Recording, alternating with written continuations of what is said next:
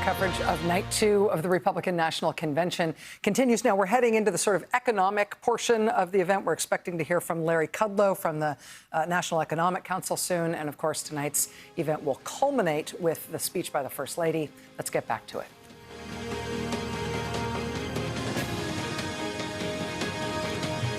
Good evening. My name is Chris Peterson. My husband, Gary, our family, and I milk 1,000 cows on a dairy farm in Grantsburg, Wisconsin, a small, middle American town. Truth be told, until I married my cute farmer from Grantsburg a long time ago, I was a city slicker from Minneapolis, which is about 70 miles south of us.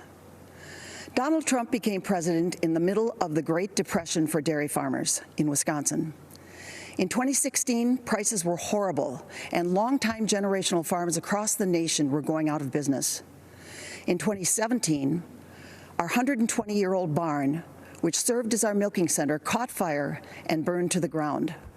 Our cows were spared, but because they needed to be milked 3 times a day, farmers, friends, and complete strangers from all over northern Wisconsin helped haul them to other farms where they stayed until we could rebuild. By the end of 2018, we had a new state-of-the-art robotic milking facility that allows our cows to milk themselves 3 times a day. At about the same time, President Trump's economic boom began helping dairy farmers across the nation. As a businessman, President Trump understands that farming is a complicated, capital-intensive, and risky business. More than any president in my lifetime, he has acknowledged the importance of farmers and agriculture. That support and focus on negotiating new trade deals gave us the confidence to rebuild our barn and dairy operation. Business was booming again, and business boomed right until the COVID-19 shutdown in March.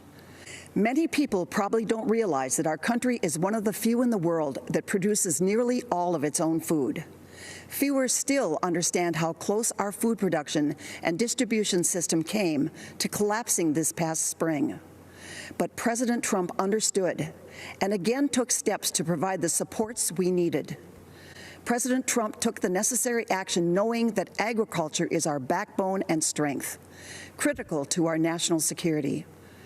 Our entire economy and dairy farming are once again roaring back. One person deserves the credit and our vote: President Donald J. Trump.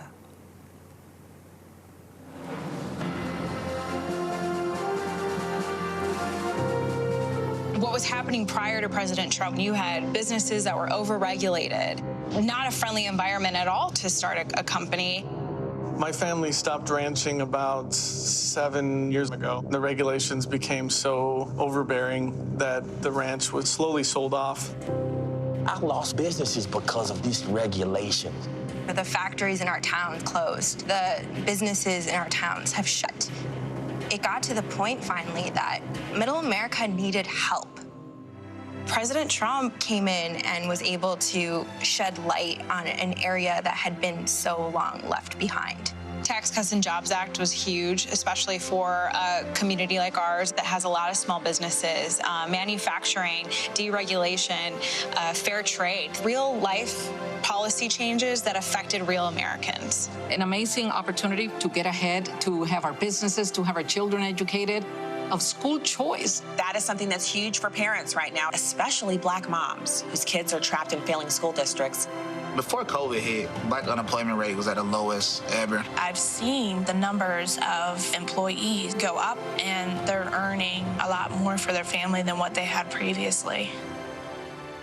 What this administration has done, simplifying the government, it's really cut the handcuffs off of America again and allowed us to grow and move forward in a way that I have never seen in my lifetime. When you pull regulation and allow small companies to go out there and be able to play in the game, that is the American dream. People feel that they can support and have a family, and it can build and make us stronger as Americans. What could be taken away if he doesn't win again? Joe Biden said the first thing he's going to do is increase taxes on everyone.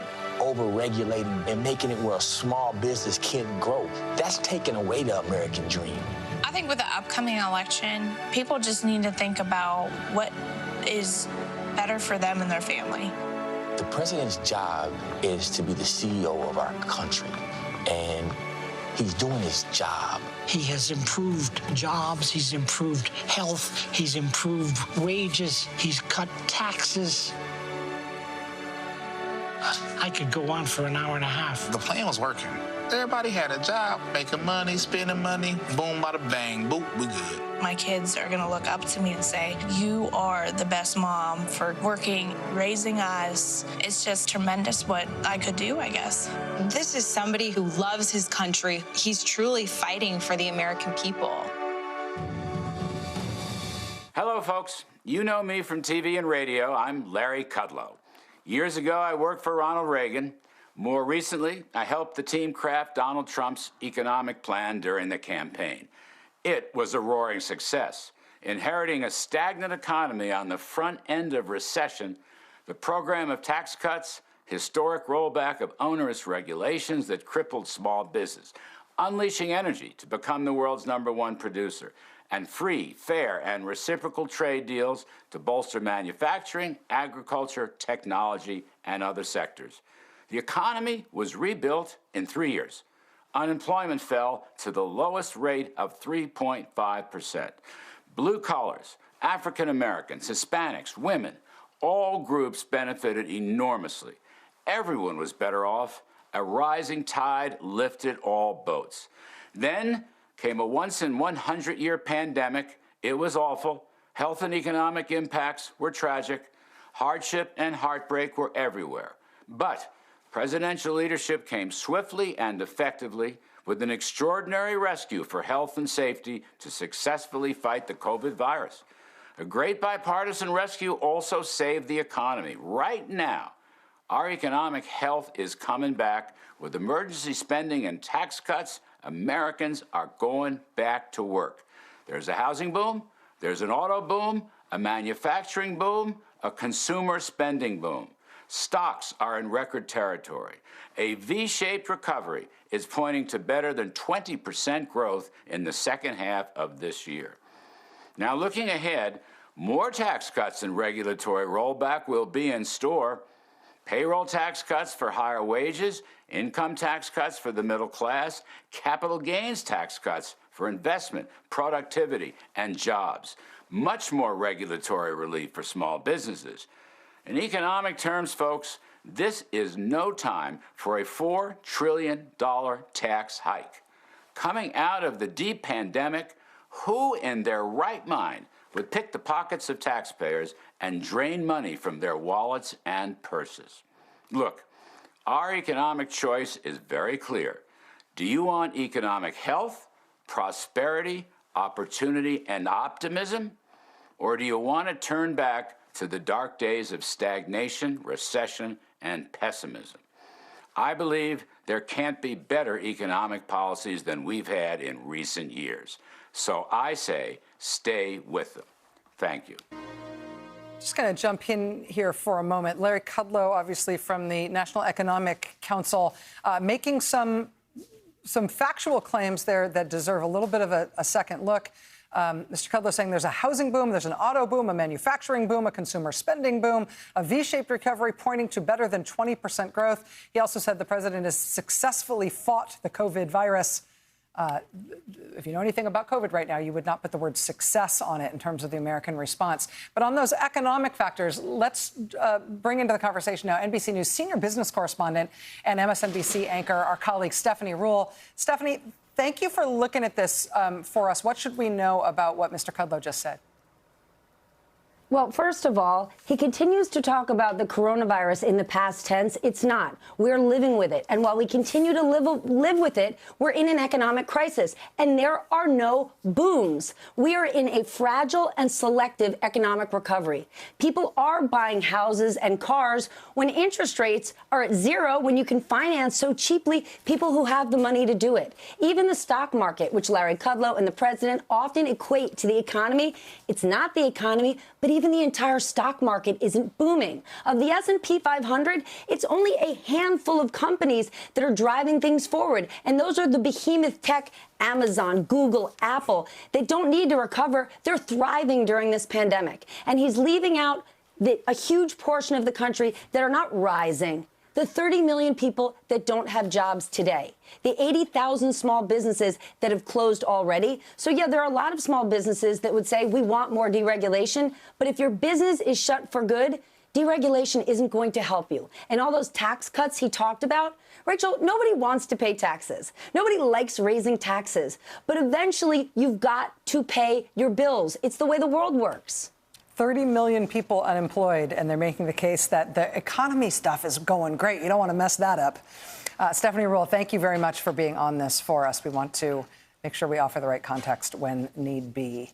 In terms of our schedule right now, we are heading into, I think, a quick break. We're going to be back for... Oh, no, we're not heading into a quick break. We're going back to this section of the programming tonight, which is essentially focused on economic issues. We're looking ahead toward an awkward hole in the schedule, which is part of why I'm a little bit confused here, because the RNC did poll a speaker at the very last moment after she tweeted a link to a long, ornate, anti-Semitic conspiracy theory today, just hours before her speech. That hole in the schedule where she used to be is coming up. But right now, let's get back to Mellon Auditorium in D.C. And the Republican convention. Of the radical left Democrats. As a lifelong resident of Wisconsin, I'm a fan of the Badger football team. Many may not realize that the Wisconsin Badgers and the president share three common qualities. They're smart, they're tough, and they're dependable. As a businessman, I can tell you that those qualities we need in our country's leader, and that's why we need to re-elect Donald J. Trump. Thank you, and God bless America.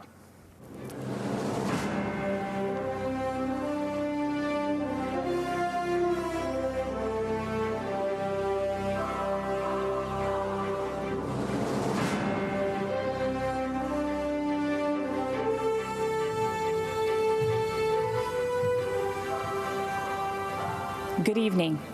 I'm Cissy Graham Lynch, and I'm honored to speak to you tonight about something that is so important to all of us, our faith. As Americans, we know the first line of the First Amendment protects our freedom of religion. But what we often forget, the actual words are free exercise of religion. That means living out our faith in our daily lives, in our schools, in our jobs, and yes, even in the public square. Our founders did not envision a quiet, hidden faith. They fought to ensure that the voices of faith were always welcomed, not silenced, not bullied. But during the Obama-Biden administration, these freedoms were under attack. Democrats tried to make faith organizations pay for abortion-inducing drugs. Democrats tried to force adoption agencies to violate their deeply held beliefs.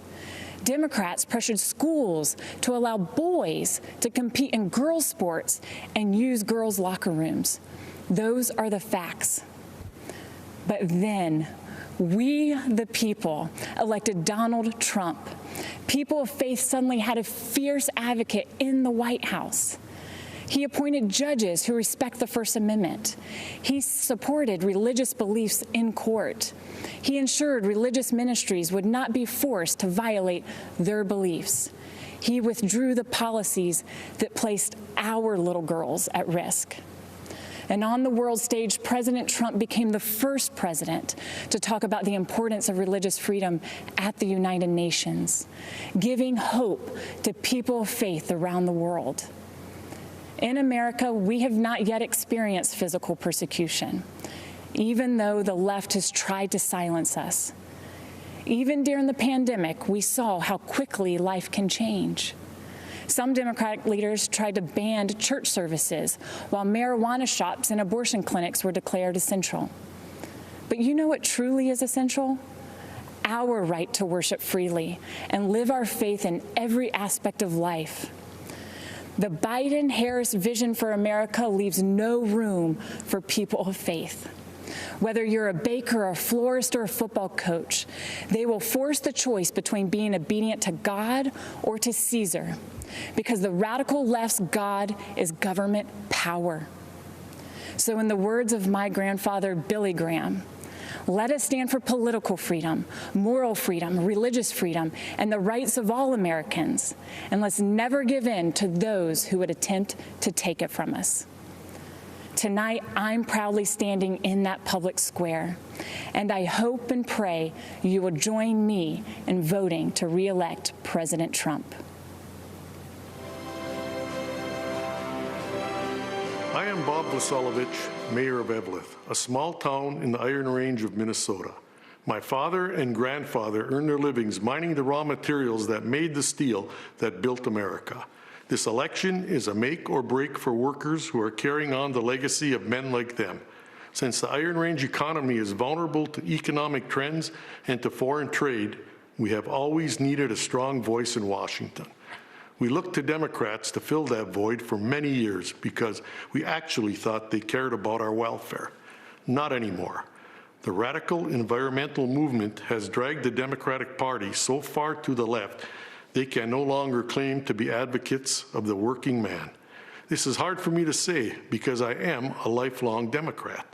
But for far too long, members of both parties allowed our country to be ripped off by our trading partners, especially China, who dumped steel into our markets and slapped tariffs on our products.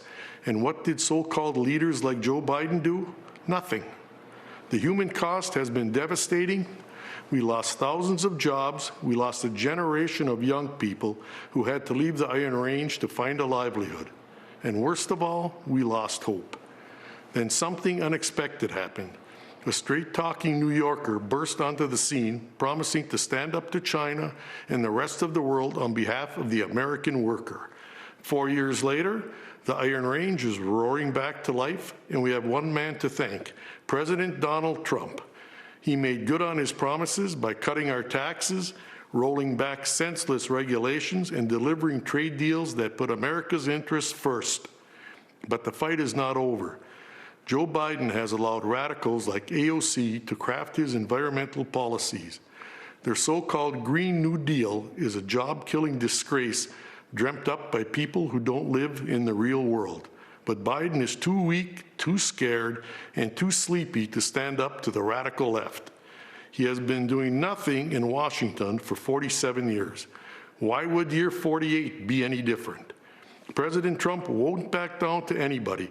He delivered the best economy in our history, and he will do it again for all of us. The Iron Range's economic future and survival is at stake, and so is America's. We know we can count on President Trump to fight for us and win. Let's make sure he wins on November 3rd. God bless America. The mayor of Eveleth, Minnesota, speaking there. We are going to take a quick break here. I just do want to make one note. The speaker before the mayor there, Cissy Graham Lynch, talking about religious freedom in this presidency. We should just make two notes there.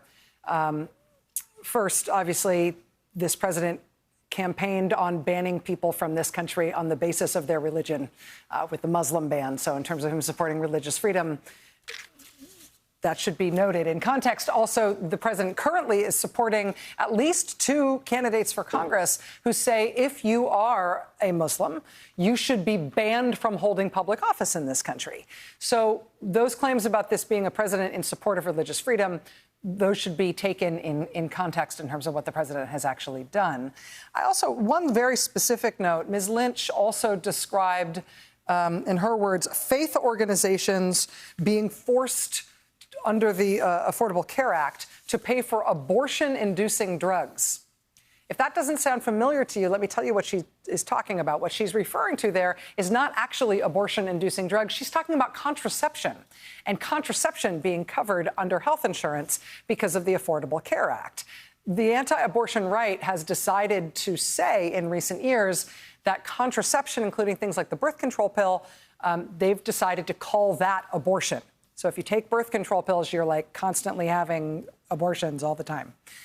That's what that reference is to. And that may be very familiar rhetoric in the anti-abortion right. It is not technically an accurate description of what the Affordable Care Act did or what contraception is, which we feel like we need to note. Anyway, we will be right back with more of night 2 of the Republican convention after this. So far, it's a doozy.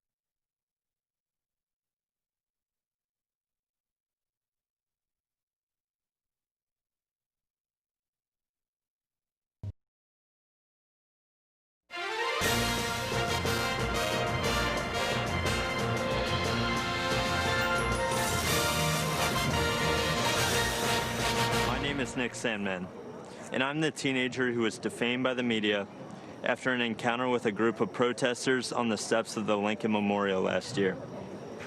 Before I begin, I'd like to thank President Trump for the opportunity to share some of my story and why it matters so much to this November's election. In 2019, I attended the March for Life in Washington, D.C., where I demonstrated in defense of the unborn. Later that day, I bought a Make America Great Again hat because our president, Donald Trump, has distinguished himself as one of the most pro-life presidents in the history of our country, and I wanted to express my support for him too. Looking back now, how could I have possibly imagined that the simple act of putting on that red hat would unleash hate from the left and make myself the target of network and cable news networks nationwide? Being from Kentucky, the birthplace of Abraham Lincoln, my classmates and I visited the Lincoln Memorial. I found myself face to face with Nathan Phillips and other professional protesters looking to turn me into the latest poster child showing why Trump is bad, while the media portrayed me as an aggressor with a relentless smirk on my face. In reality, the video confirms I was standing with my hands behind my back and an awkward smile on my face that hid two thoughts. One, don't do anything that might further agitate the man banging a drum in my face.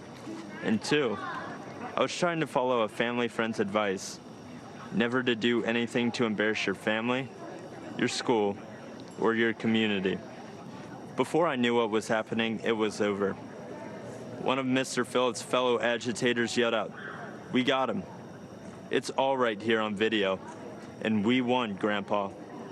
What I thought was a strange encounter quickly developed into a major news story, complete with video footage. My life changed forever in that one moment.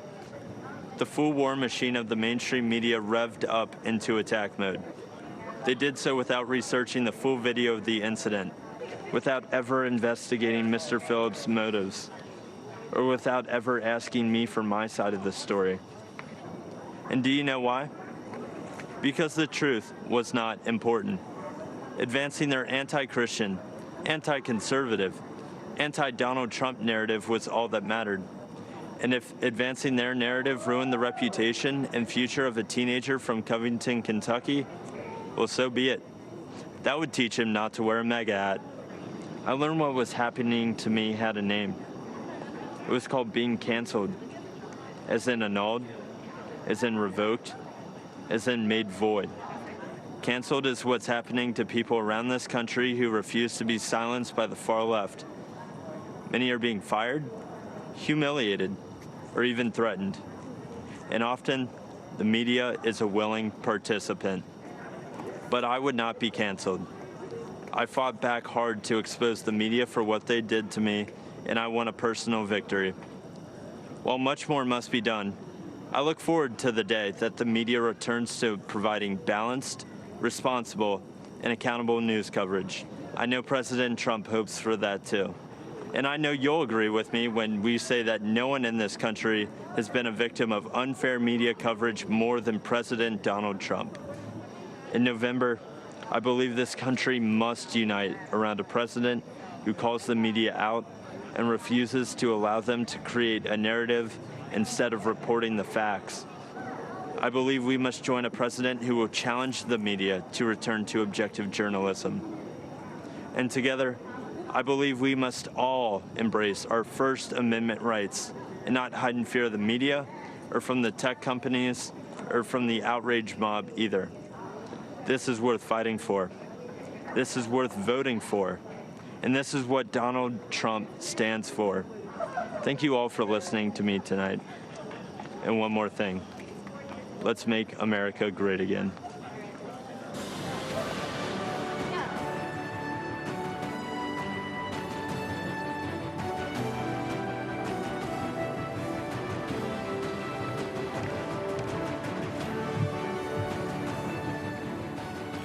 I'm Pam Bondi. Our party's theme tonight is America, the Land of Opportunity. And listening to the stories of discoveries and deliverance, you can't help but be proud to call this country home. But for Joe Biden, it's been the land of opportunism, not opportunity.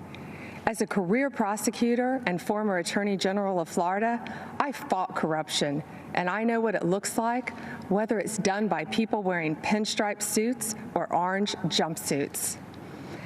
At the Democrats' convention, we were told to look at Joe Biden as the model of integrity.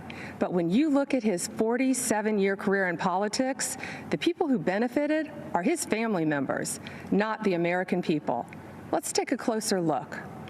We all know about Joe's son, Hunter Biden.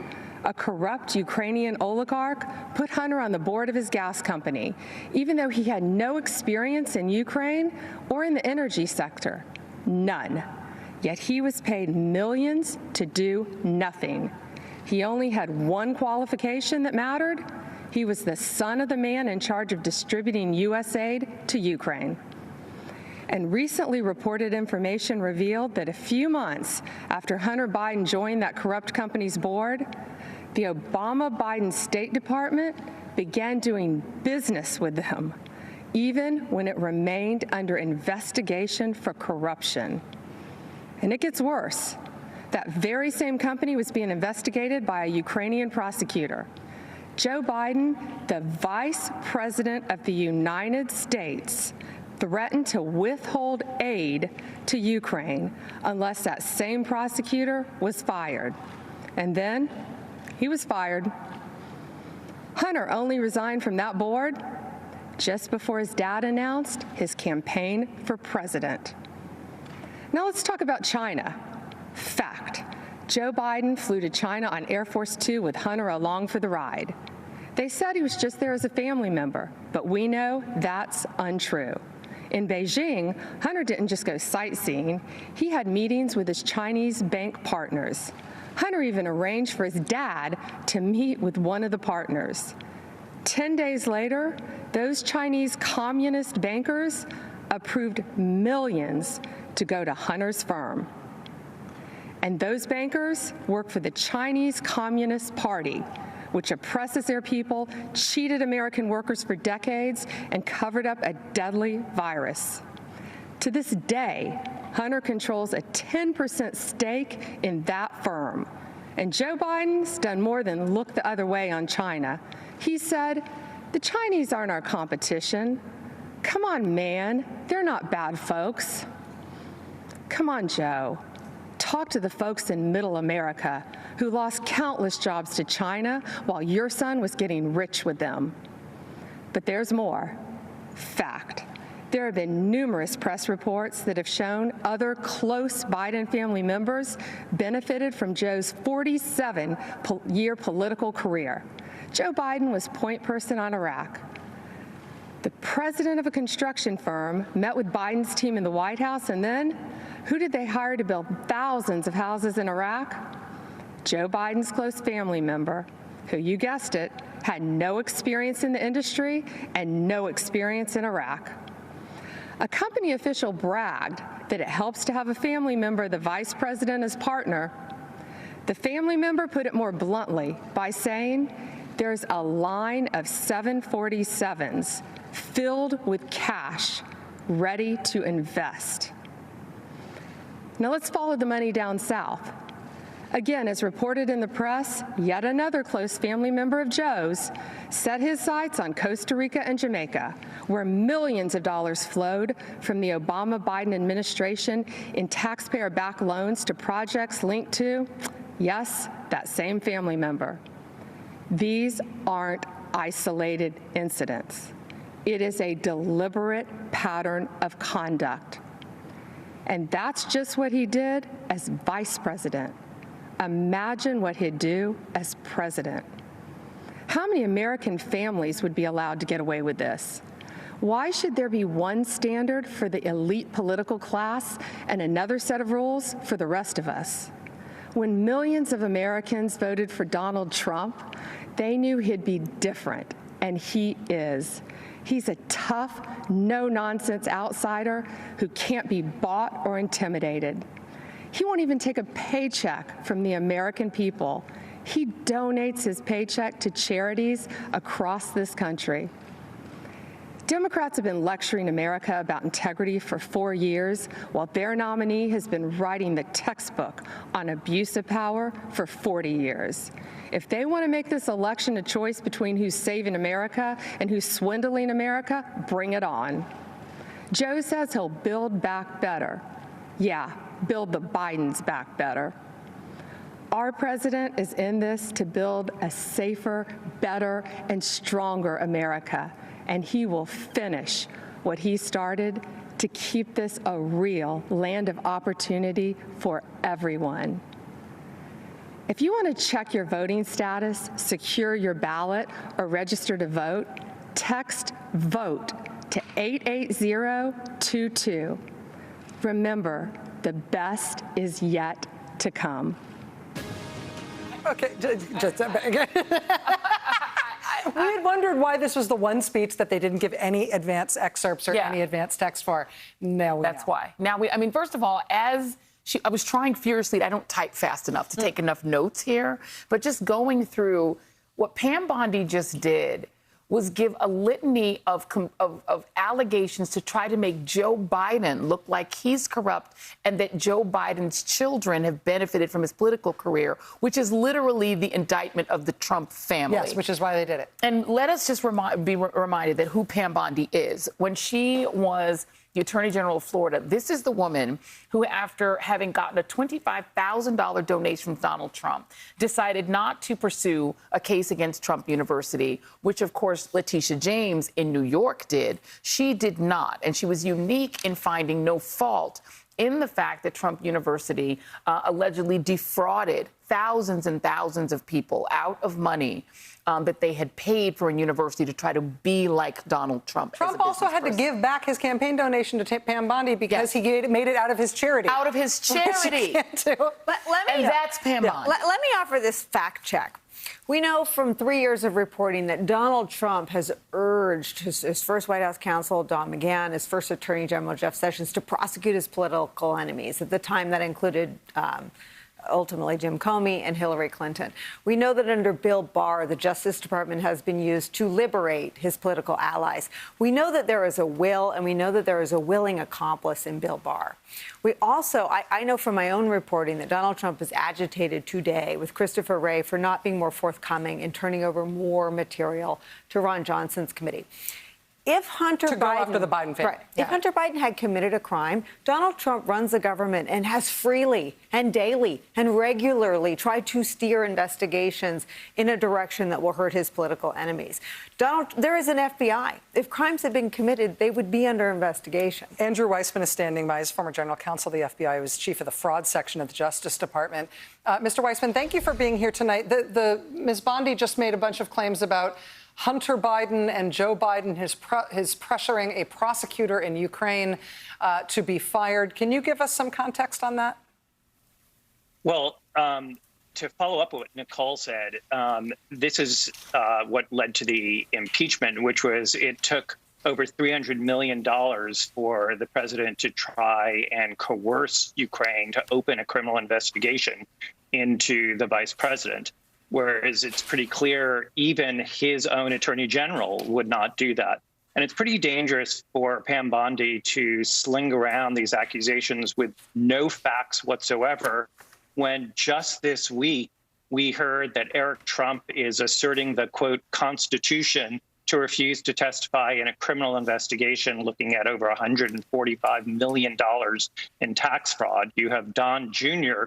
being referred by a Senate Republican committee for criminal investigation for lying to them.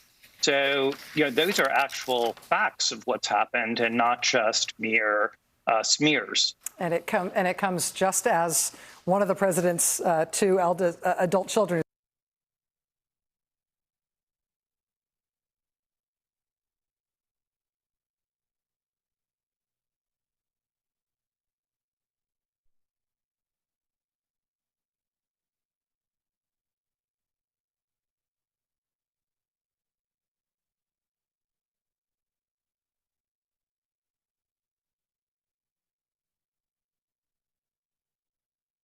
the future in uncertain times. and many of us are considering what kind of country we want to live in. As a recent graduate, I can relate to so many of you who might be looking for a job. My father built a thriving economy once, and believe me, he will do it again. This election, I urge each and every one of you to transcend political boundaries. This is a fight for freedom versus oppression, for opportunity versus stagnation, a fight to keep America true to America. I urge you to make judgment based on results and not rhetoric. If you believe in criminal justice reform, there is only one president that passed the First Step Act, giving people a second chance, a chance at a life once again. And if you believe in expanding quality and affordable health care, only President Trump, my father, signed the right to try into law, the Favored Nations Clause, and other actions to lower drug prices and keep Americans from getting ripped off. People must recognize that our thoughts, our opinions, and even the choice of who we are voting for may and are being manipulated and visibly coerced by the media and tech giants. If you tune into the media, you get one biased opinion or another. And what you share, if it does not fit into the narrative that they seek to promote, then it is either ignored or deemed a lie, regardless of the truth. This manipulation of what information we receive impedes our freedoms. Rather than allowing Americans the right to form our own beliefs, this misinformation system keeps people mentally enslaved to the ideas they deem correct. This has fostered unnecessary fear and divisiveness amongst us. Why are so many in media and technology, and even in our own government, so invested in promoting a biased and fabricated view? Ask yourselves, why are we prevented from seeing certain information? Why is one viewpoint promoted while others are hidden? The answer is control, because division and controversy breed profit. But what are the consequences when only one side of the story gets out, or when only one viewpoint is acceptable? For our education system, it meant sacrificing civil debate by creating an atmosphere where students with contrary opinions are too afraid to speak. Many students find themselves suppressing their beliefs to fit into what the acceptable groupthink is. In short, our nation suffers by inhibiting our diversity of thought and inclusion of ideas. Working together outside of our political comfort zones will accomplish so much more. Some cynical politicians do not seem to believe in the miracle of America. Well, I do. As Maximo Alvarez said so eloquently last night, if freedom is lost in this country, there is nowhere else to go. Having hope is not weakness, and believing in miracles is a gift from God. So tonight, I want to tell you the uncensored truth of what we believe in. We believe in equality of opportunity. We believe in freedom of thought and expression. Think what you want. Seek out the truth. Learn from those with different opinions, and then freely make your voice heard to the world. We believe in school choice because a child's zip code in America should not determine their future.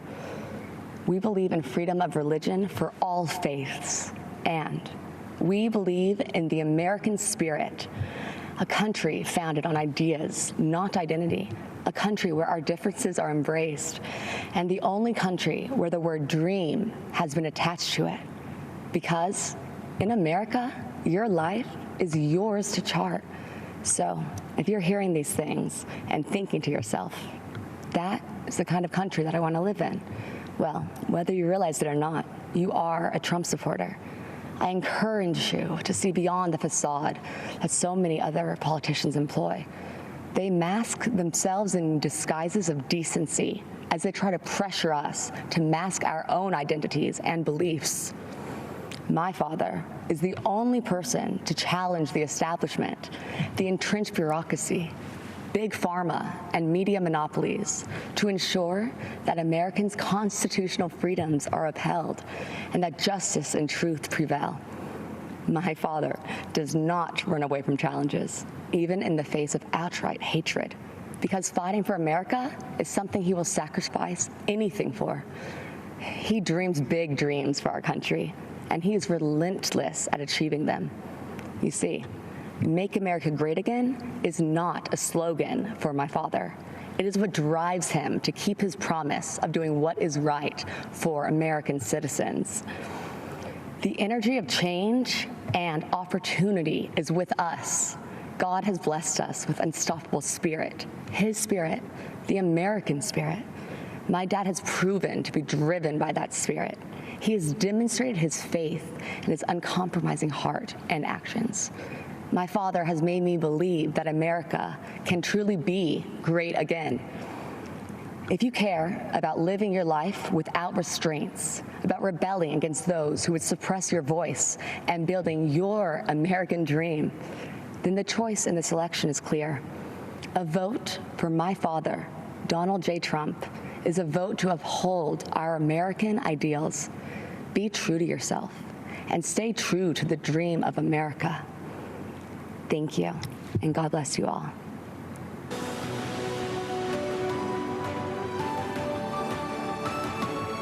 I'm Kim Reynolds, governor of the great state of Iowa. I love this state, and I'm so proud to serve its people. Iowa truly is a land of opportunity. It's the birthplace of the computer, it's a landmark of the financial services industry, and as so many of you already know, it's filled with farmland that feeds and fuels the world. It's also home to people who care for one another, who work hard, who love this country, and are truly grateful for the freedoms it provides. As I like to say, Iowa is one big small town. Neighbor helping neighbor is in our DNA. From the sick farmer who can't harvest his crops, to the single mom who loses her job and is struggling to get back on her feet, the town, the community, helps them get through it.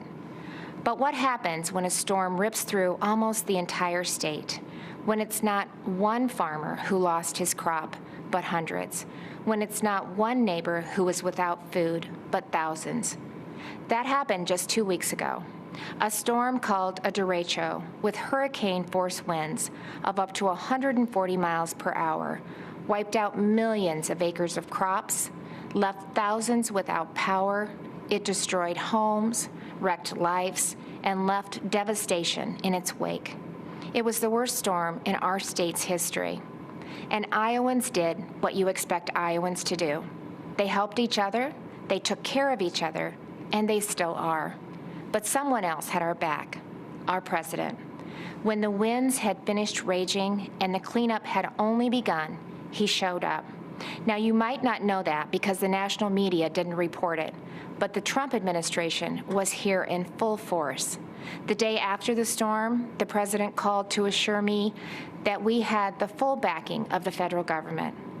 And later that week, Vice President Pence came to Iowa to again assure us that the president and his administration were behind us.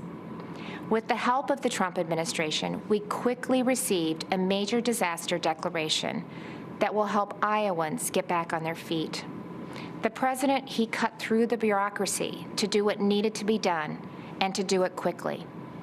But that's not the first time President Trump showed Iowans that we can rely on him. In 2019, when 100-year floods breached nearly every levee and devastated communities large and small along the Missouri River in Iowa, Nebraska, and Missouri, the president approved our request for aid in record time, in just 2 days. Well, this year, he did it in less than 24 hours. So whether it's providing needed relief to farmers who were the target of China's unfair trade practices, hammering out new free and fair trade deals, or fighting for workers and small businesses who were hit hard by COVID-19, we have a president and a vice president who get things done. And because of President Trump and his leadership, our country is able to bounce back from setbacks and see opportunity grow and thrive. This is an administration of action and outcomes. They are delivering every day on their promise to make America great again. And that's exactly why we need to re-elect President Donald J. Trump in November. Thank you, and may God bless the United States of America. That's Iowa's Republican Governor Kim Reynolds. We're going to sneak in a quick break here. We'll be right back with more from the second night of the Republican National Convention. People came and they met, they felt comfortable. It's what we did with Cougars. You felt safe, and if you were safe, you could be joyful. Everybody has a Cougars, and almost half those small businesses, they could close if people don't do something. We have to keep our communities together. That's how we get through this.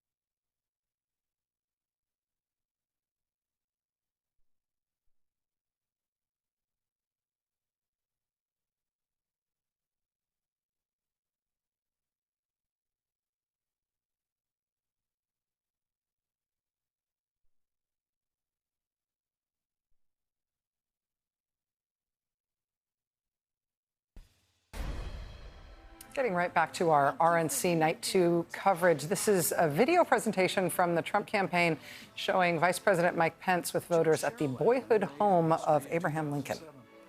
When she became the first African-American woman to be elected to serve on the Pennsylvania Superior Court. It's because of leaders like Judge Allen that our nation has overcome our greatest challenges. In this time of racial division in the country, do you see faith and values and the strong stand that President Trump has taken for equality of opportunity as a pathway toward bringing the country together? As a senior citizen, I'll leave it at that. I know what racism feels like, but I also know that but for my being in this country, I would have never been able to achieve the things that I have been able to achieve. There are injustices, but the way to deal with those injustices is for people to sit down across the table and talk and come up with solutions. I do believe that President Trump is committed to that. In 2016, I have to confess that I really did not know candidate Trump at the time, but I have to say that he really won me over. Gino's a truck driver from Ohio who heard politicians for years make empty promises about defending American jobs, only to see those promises broken again and again. But in 2019, when General Motors closed its plant in Lordstown, Ohio, President Donald Trump refused to stand by and watch it happen. And as Gino observed, this president reached out to General Motors to find a way to bring jobs back to Lordstown. And plans were soon set into motion to create Lordstown Motors. President Trump says, this is how we fix it. And I thought, well, that's a simple solution. There's no other president who could have done it. There's no one that has even tried to do it. President Trump's a doer. He appreciates every one of us, and I know he does. I've seen it. When he said, make America great again, that was his task. That wasn't his slogan. That was his task. And every hat you see that says MAGA on it, that's what your president's doing for you. Thank you, Mr. President, for keeping the promises that you made. And then there's Pastor Aaron Johnson. Today, he's the executive director of the Tulsa Dream Center, a nonprofit that provides education and medical services and food to those in need. AJ, you've got a great personal story. When you see the way this president, this administration have been leaning in to create opportunities, investments in communities around the country to create jobs, expanding educational choice, what does that mean to the families that you serve every day? It means so much to our families. I did grow up in a single-parent home, and so we serve over 600 boys and girls right now on a daily basis, even in COVID. And so for us to give these moms to have an opportunity to take more money on their check, on their paycheck home back to them, to have their children be able to go to a school that they may not have the opportunity to otherwise, it means so much to us. There's been so much greater opportunity for individuals to come together in any walk of life. People have really been able to see such a positive change and been filled with hope, especially throughout this time. Lydia left hearth and home, friends and family in Honduras to pursue a better life here in America. While raising their 4 daughters, Lydia and her husband run a small business that creates security systems. But just months after their business was up and running, our nation was struck by a global pandemic. That's when President Donald Trump stepped in and enacted the largest financial relief package in American history. Her small business stayed in business, and her American dream kept running strong. What did the Paycheck Protection Program mean to your company as the coronavirus struck? Yeah, it was a huge, tremendous help and a big blessing. And so we applied, we were accepted really quickly. We're so grateful. You can't believe how much relief we had. We want to continue serving our clients. We want to continue growing our economy, right? We want to all continue to move forward. So we were able to make it. Because of the support of family and friends, the government. I tell my children, they are born here in the U.S. And I tell them, you are so blessed to live in America. Here at Abraham Lincoln's boyhood home, a young man would grow up to become the first Republican president of the United States. And today, another Republican president is fighting to preserve that same noble legacy of freedom. And President Donald Trump will make certain that the torch of American opportunity illuminates every city, every town, and every community in this blessed land. Hi, I'm Ryan Holitz. I'm a police officer from New Mexico. In 2017, I had an encounter that changed my life forever. I had just started my shift and responded to a call for service at a gas station. When I arrived, I saw a man and a woman sitting on a grassy slope. I recognized the telltale signs, a needle, a spoon.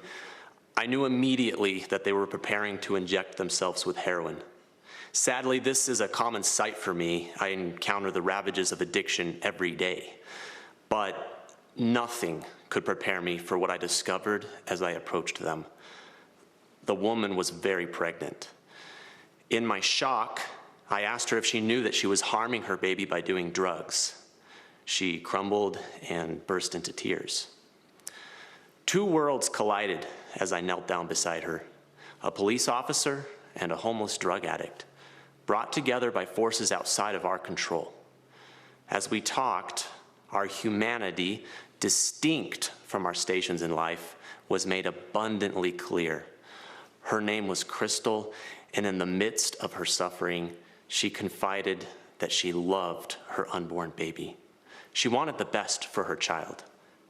In that moment, I saw her the way that all of you who know and love an addict see them, as fathers, mothers, brothers, sisters, children, cousins, and friends, as human beings, full of value and dignity, but robbed of their potential by this disease.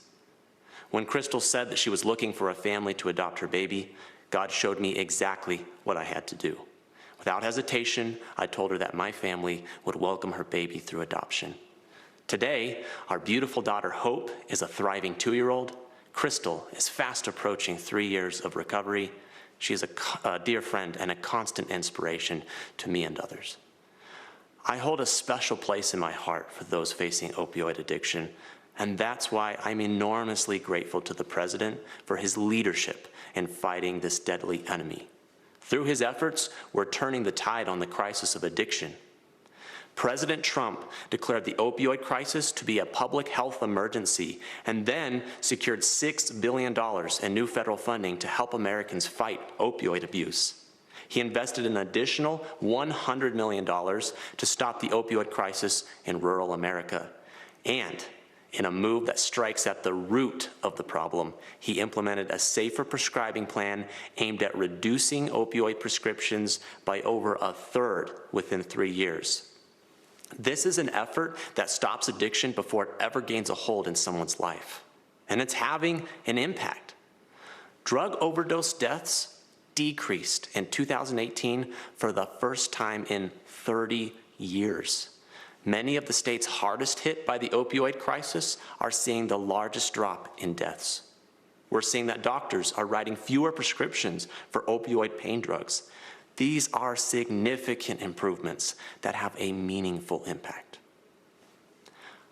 I think we are fortunate, America, to have a president who cares deeply for the downtrodden and who works tirelessly to find solutions. A president who doesn't just talk about problems, but stops and helps. President Trump is the leader we've needed the last 4 years, and he is the leader we need for the next 4. You see, Donald Trump is the right president at the right time. Let's make sure he's reelected on November 3rd. I pray God's blessings on you and your family, and may God bless America.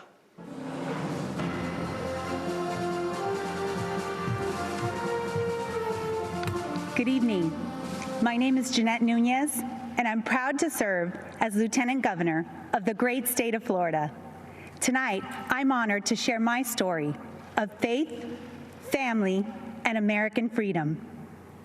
As the daughter of Cuban immigrants, my story began in 1959, before I was born, when my parents' dreams of a prosperous life became a nightmare. Chaos spread quickly when Fidel Castro took control of Cuba. The government confiscated private property, stealing people's homes, farms, and businesses. For my parents, the difficult decision to flee communist Cuba came when the Castro regime abolished religious freedom. Fellow Americans, the fabric of our nation is in peril. Daily, the radical left systematically chisels away at the freedoms we cherish. They peddle dangerous ideologies, cower to global progressives, and normalize socialism to dismantle our Constitution. Let me assure you, socialism doesn't offer opportunity. Socialism deprives. It is a falsehood that feigns promises for its masses and consistently yields only misery. President Ronald Reagan warned, if we lose freedom here, there's no place to escape to. Truer words have never been spoken. Americans have a choice. We can go down a dark road of chaos and government control, or we can choose the path of freedom and opportunity that was paved by those who sacrificed everything to preserve the American dream for future generations. I have faith that Americans will choose the right path. In 2016, our country yearned for a leader who would work tirelessly to jumpstart our economy and fight for hardworking Americans. Since day one, President Donald Trump has put America first. His pro-growth, pro-jobs agenda has ushered in historically low unemployment, record job creation, higher wages, and rising homeownership. The president is fighting to rescue American jobs and industries for places like Ohio, Pennsylvania, and Puerto Rico, jobs that were needlessly shipped overseas. He's defended our religious freedom, stood with Democratic allies like Colombia, and shown unwavering resolve while confronting tyrants in countries like Venezuela, Cuba, China, and Nicaragua. Let us join our president in his vow that America will never be a socialist country. Supporting our president requires action. Join me tonight and text VOTE to 88022. We must continue to support our Commander-in-Chief, who has a bold agenda that safeguards the rights and freedoms protected under our Constitution. Today, more than ever, that means supporting our men and women in law enforcement and our heroes in uniform. It means fighting to provide the best quality education by empowering parents and preserving school choice. And it means rejecting the socialist takeover of our nation that will destroy the innovation, economic vitality, and freedoms we hold so dear. As a daughter of immigrants, a wife, a mother of three, and the first Latina lieutenant governor in the history of the state of Florida, it is my distinct privilege to share my story, which is really your story, and the story of a nation that has opened its doors, lifted its people, and yielded success in a way only the United States of America can. Together, let's ensure 4 more years for President Donald J. Trump so that he can continue protecting our republic, and so one day, our children can proudly tell the story of what our generation did to defend the values of faith, family, and freedom. Thank you. May God bless each one of you, and may God bless the United States of America.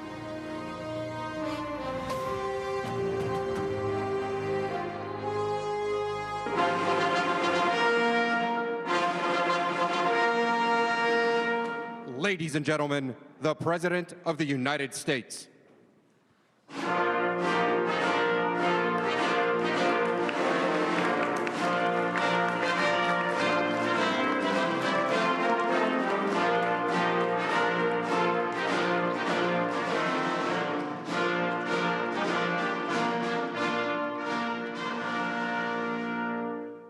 Acting Secretary Wolf, I present to you 5 candidates for naturalization representing 5 countries.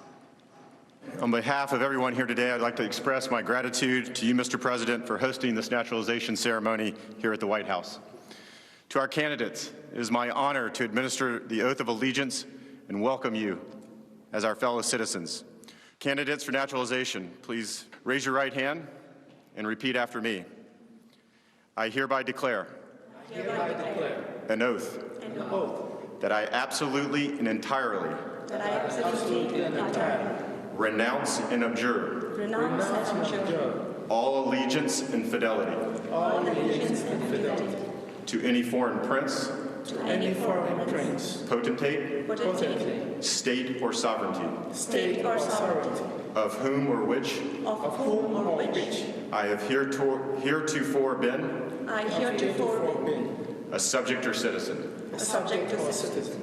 That I will support and defend the Constitution and laws of the United States of America, against all enemies, foreign and domestic, that I will bear true faith and allegiance to the same, that I will bear arms on behalf of the United States, when required by law, that I will perform non-combatant service in the armed forces of the U.S.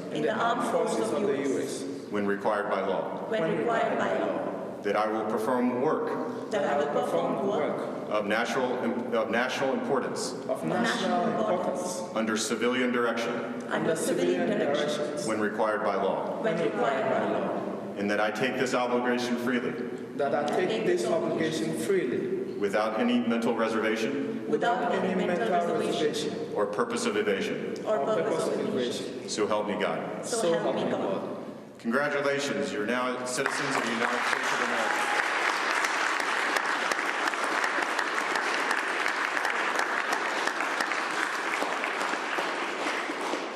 On behalf of the Department of Homeland Security, it is my honor to call you my fellow Americans. Mr. President, I want to again commend you for your dedication to the rule of law and for restoring integrity to our immigration system. Thank you for hosting such a patriotic celebration here at the White House today. Congratulations, that's fantastic. It's really great, thank you.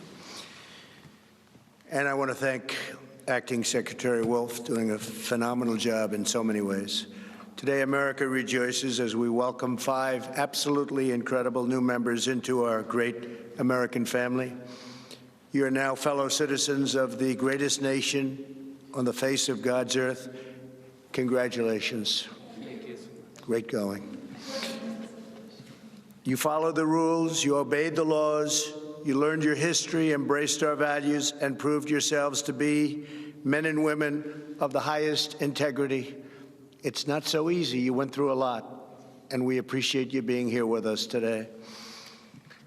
You've earned the most prized, treasured, cherished, and priceless possession anywhere in the world. It's called American citizenship. There is no higher honor and no greater privilege, and it's an honor for me to be your president. Thank you very much. At this time, I'd like to recognize the 5 new citizens who join us today.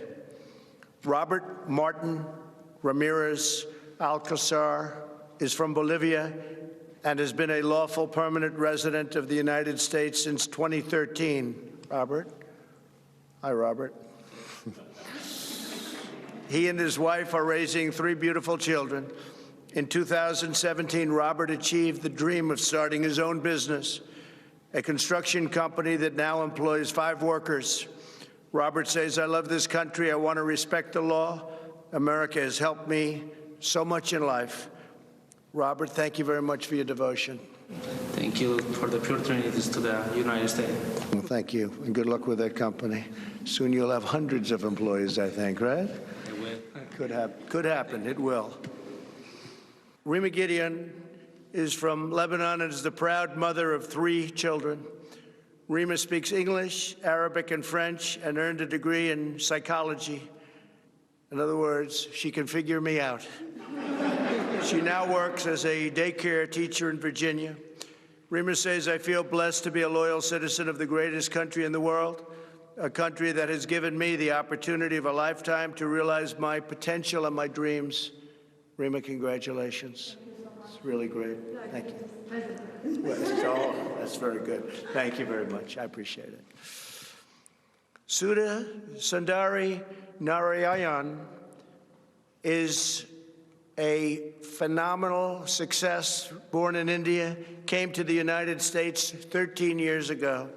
Sudha is a talented software developer, and she and her husband are raising 2 beautiful, wonderful children, the apples of your life, right? Yes, they are. Well, thank you very much, and congratulations. Fantastic job. Thank you. Nehmet Abdelzim Awal Said is from Sudan, and that's a beautiful name. and has been a lawful permanent resident since 2012.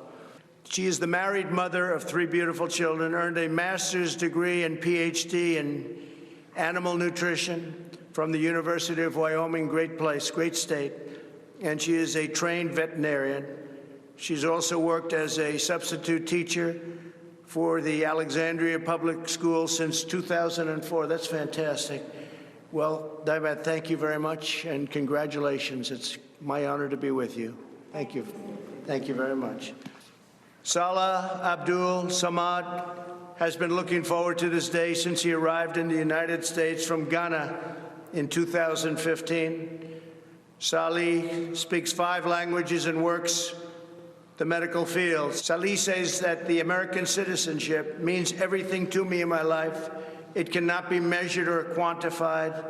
I have the chance to work hard and succeed in life, to know that I am in the safe country like America. That really is something, because I know they have my back. Salih, thank you very much. Congratulations. Fantastic job. Congratulations to everybody. Thank you. With the rights and freedoms each of you now enjoys as citizens, there is no dream beyond your wildest reach, because Americans can do anything. Today, you have also accepted the profound duties and responsibilities that come with American citizenship. By swearing the oath of allegiance, each of you has entered a sacred and unbreakable covenant with our nation. You have pledged your undying loyalty to the American people, the American Constitution, and the American way of life. The history and heritage of the United States are now yours to preserve and pass down to the next generation. Our culture, our traditions, and our values are now yours to uphold and live by. The rights so dear to every American, granted by us and granted by God, and enshrined in our glorious Bill of Rights, are now yours to support, protect, and defend. As citizens, you're now stewards of this magnificent nation, a family comprised of every race, color, religion, and creed. United by the bonds of love, we are one people, sharing one home, saluting one great American flag. Congratulations again to all of you. May God bless you, and may God bless our great country, America. Thank you so much.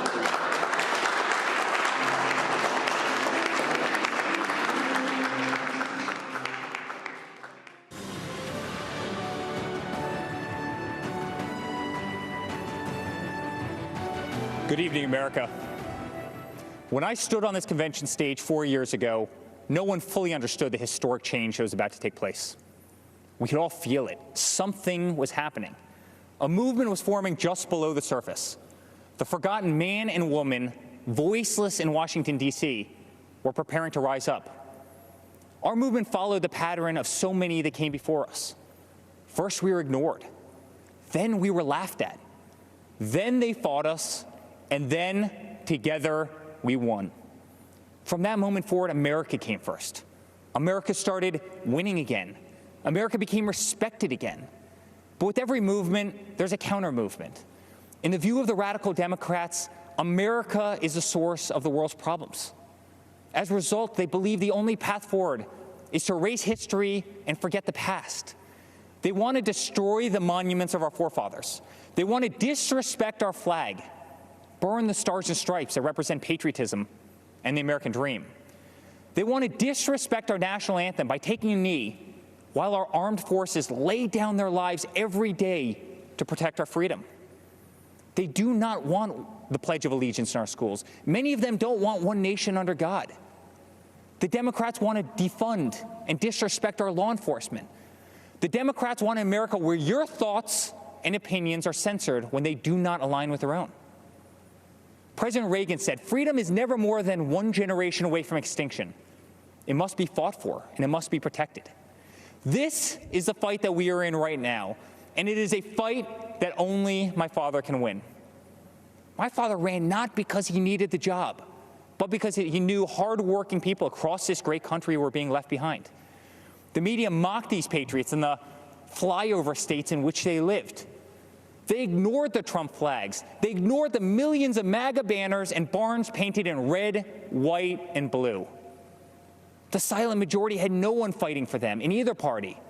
Their so-called leaders were bowing to China, bribing Iran, and spending more time worrying about how they'd be received by the elites in Paris than how Americans would provide for their families in Pittsburgh. Our family lost friends, but it only pushed us to fight harder. My father pledged to every American in every city, state, and town that he was going to make America great again. And so began the Great American Comeback.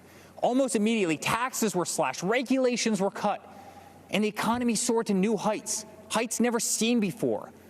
Wages went through the roof. Unemployment reached historic lows, especially for Black Americans, Hispanic Americans, and women.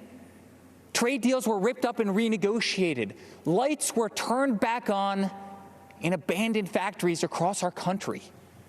Trillions of dollars were repatriated back to the United States, which had been sitting in foreign lands for far too long. Once again, America became the envy of the world. And with that renewed strength came leverage. The president demanded that our allies pay their fair share for the defense of the Western world. My father rebuilt the mighty American military, adding new jets, aircraft carriers. He increased wages for our incredible men and women in uniform. He expanded our military defense budget to $721 billion per year. America was no longer weak in the eye of the enemy. The moment President Trump ordered special forces to kill some of the deadliest terrorists on the planet, the day the mighty Moab was dropped on insurgent camps, is the day America took a stance to never be defeated by the enemy. Al-Baghdadi, Soleimani, dead. Over and over, issue after issue, the economy, the wall, the military, trade deals, tax cuts, Supreme Court justices, VA hospitals, prescription drugs, school choice, right to try, moving the embassy to Jerusalem, peace in the Middle East. Never-ending wars were finally ended. Promises made and promises for the first time were kept. Most politicians spend their entire careers in Washington, D.C. and get absolutely nothing accomplished. For example, Joe Biden. Joe Biden is a politician who has been in government for 47 years. He's a career politician who's never signed the front of a check and does not know the slightest thing about the American worker or the American business, the engine which fuels the greatest economy the world has ever known. The same politician who has been a total pushover for communist China and someone who would be a giant relief for terrorists who now have spent years running, hiding, and being taken out by the most talented military known to man. Joe Biden has pledged to raise your taxes by $4 trillion. 82% of Americans will see their taxes go up significantly. Biden has pledged to stop border wall construction and give amnesty and health care to all illegal immigrants. Biden has pledged to defund the police and take away your cherished Second Amendment. My father, on the other hand, delivered the largest tax cuts in American history, knows if you do not have a border, you do not have a country, and will always support law enforcement and your right to keep and bear arms. Every day, my father fights for the American people, the forgotten man and woman of this country, the ones who embody the American spirit, which is unlike anything else in the world. It built the New York City skyline. It built the Hoover Dam. And soon, under my father's leadership, it will send Americans to Mars. The American spirit can be felt in the majesty of the Grand Canyon, the shadows of Mount Rushmore, and the stillness of the air at Gettysburg. It can be seen in the wide-eyed wonder of every American child as they take their first breath in the greatest country the world has ever known. It defeated fascism, it defeated communism, and in 68 days, it will defeat the empty, oppressive, and radical views of the extreme left. Ronald Reagan's quote ends with this simple warning. One day we could spend our sunset years telling our children what it was once like in the United States where men and women were free. Under President Trump, freedom will never be a thing of the past. That's what a vote for Donald Trump represents. It's a vote for the American spirit, the American dream, and for the American flag. To the law enforcement officer who's being attacked, betrayed, and whose job they are trying to make extinct, my father will fight for you. To all houses of worship and to all people of faith stripped of our religious freedoms and religious liberties, my father will fight for you. To the voiceless, shamed, censored, and canceled, my father will fight for you. To our farmers who work dawn to dusk to keep our plates full, my father will fight for you. To every single mother and father, to our veterans, our coal miners, and to the American worker, my father will fight for you. And to every proud American who bleeds red, white, and blue, my father will continue to fight for you. In closing, I'd like to speak directly to my father. I miss working alongside you every single day, but I'm damn proud to be on the front lines of this fight. I'm proud of what you are doing for this country. I'm proud to show my children what their grandfather is fighting for. I'm proud to watch you give them hell. Never stop. Continue to be unapologetic. Keep fighting for what is right. You are making America strong again. You are making America safe again. You are making America proud again. And yes, together with a forgotten man and woman who are finally forgotten no more, you are making America great again. Dad, let's make Uncle Robert very proud this week. Let's go get another 4 years. I love you very much. God bless you, and God bless the United States of America. One of the president's adult sons, Eric Trump, speaking there as we get closer towards the end of tonight's program and anticipating remarks from Secretary of State Mike Pompeo and also First Lady Melania Trump. Just a few things to note in terms of Eric Trump's remarks there. Sorry, that was very. When he declared peace in the Middle East, I am sorry to have to report peace in the Middle East has not broken out. Also, never-ending wars are finally ended. There are no wars that President Trump has ended. And as we noted earlier in the program, it appears that President Trump has actually increased the number of U.S. military personnel serving abroad since he has been in office compared with what was in place when he got here. Also claiming that America once again became the envy of the world once Donald Trump was sworn in. America's standing in the world in terms of how well respected we are in global opinion surveys has plummeted, sadly, since President Trump has been in office. Calling Joe Biden, saying it would be a giant relief for terrorists if he were elected, should be taken in context, I think, of the time when he served for 8 years as vice president, including during the raids that killed Osama bin Laden. Also, repeatedly, we've heard this declaration at the RNC that Joe Biden has pledged to defund the police.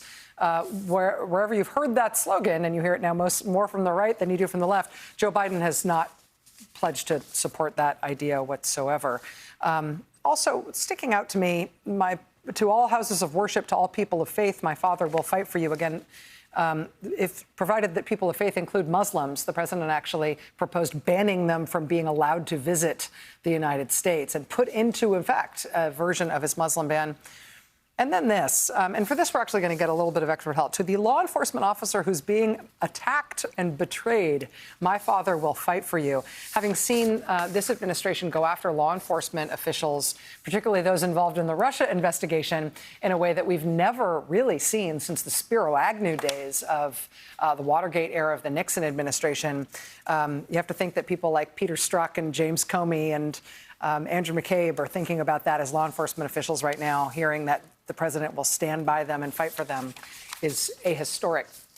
But for Eric Trump speaking tonight, there is another piece of context that you should have. And for this, I'd like to bring in to the conversation our friend Barbara McQuaid, former U.S. attorney in the great state of Michigan. Barb, I wanted to ask you tonight about, just to explain to our viewers, because I think it's relevant context here, the kind of legal trouble that Eric Trump found himself in, or that was revealed to us in terms of Eric Trump's legal status this week, just ahead of him giving these remarks tonight.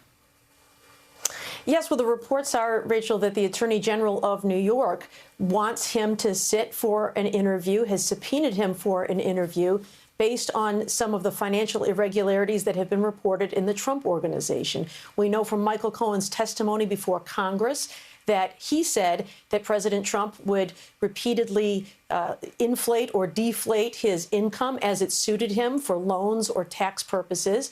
And so the Attorney General of the state of New York wants to talk to Eric Trump, who is the executive vice president of the Trump Organization, and he has declined to do that. He's essentially asserted his Fifth Amendment right not to testify.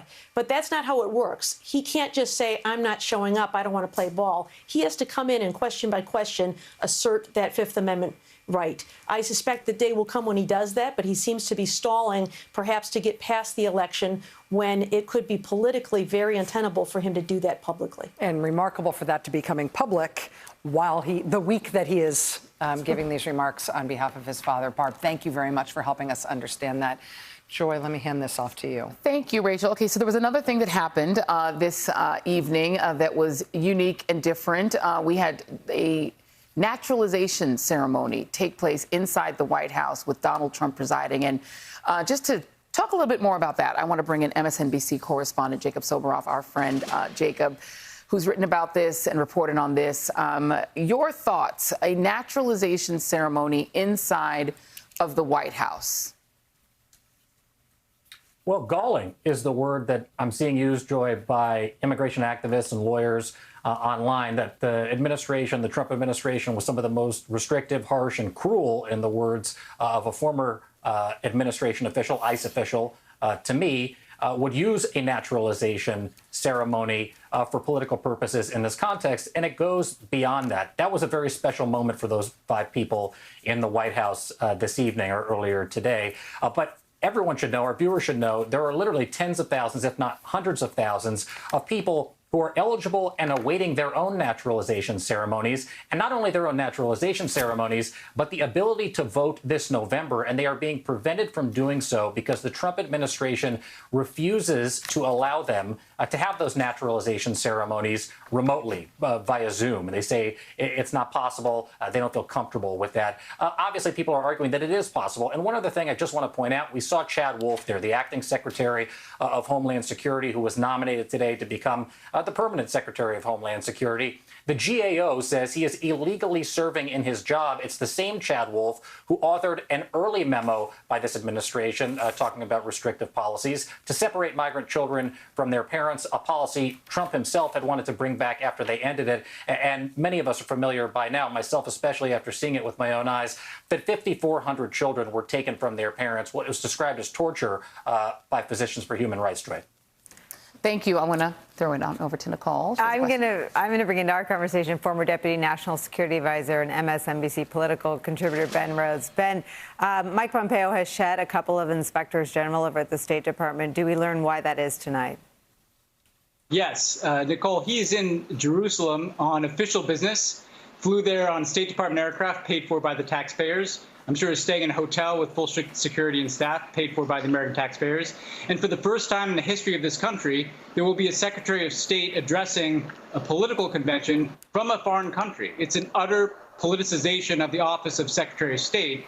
And frankly, given the broad bipartisan support for Israel, it's also, I think, quite dangerous politicization of the U.S.-Israel relationship to be using Jerusalem as some kind of political backdrop for an RNC speech instead of a hugely consequential place that the Secretary of State should be doing official business. Ben, one of the things that's unusual that we've been sort of marveling at tonight is that even under Mike Pompeo explicitly, there's been direct, explicit guidance to State Department employees that they are not to participate in a partisan event explicitly like a political convention. Is there any... Should we understand that type of advice from the State Department as somehow not applying to the Secretary of State himself? Is there an exemption for him from those rules that apply to everybody else in the State Department? No, there's not, Rachel. Clearly, they just don't care. They don't think the rules apply to them. And this is what's so dangerous about the kind of rubber stamp they've gotten from Republicans in the Senate. When the President of the United States does the exact same thing that Mike Pompeo is doing, which is using the foreign policy of the United States to serve his own political gain. When the President of the United States does that, gets impeached, and essentially has Republicans in the Senate run interference, I think the message that is taken by Trump and Pompeo is that there are two sets of rules. There are the rules for all of the civil servants and all the people who work for us in the government, but there are no rules that apply to us whatsoever. And the reason it's so dangerous, Rachel, is not only is it a fundamental corruption of these offices, it's illegal and unethical, but also the world needs to see the Secretary of State as an apolitical figure who speaks for all Americans. And I think, I don't know exactly what Mike Pompeo is going to say tonight. I think it's a pretty good bet that he's going to make it clear he does not speak for all Americans. He's speaking to those people who are voting for Donald Trump, and those are the only people that he seems to care about. And that's an incredibly dangerous precedent to set. Ben Rhodes, Deputy National Security Advisor in the Obama administration. Ben, thank you for joining us on this. Again, our efforts here we're trying to provide relevant context, trying to give a little bit of a reality check in context to some of the things that we are hearing. We are obviously not physically or humanly capable of making right all of the wrong things that have been said, things that are factually wrong or deliberate misinformation, but we're doing our best to keep up with the stuff that we feel would be irresponsible to broadcast without context and correction. So that's what's going on here. It's as awkward for us as it is for you. Mike Pompeo's speech, again, from Israel, is about to begin. Let's get back to it. Thank you, and God bless.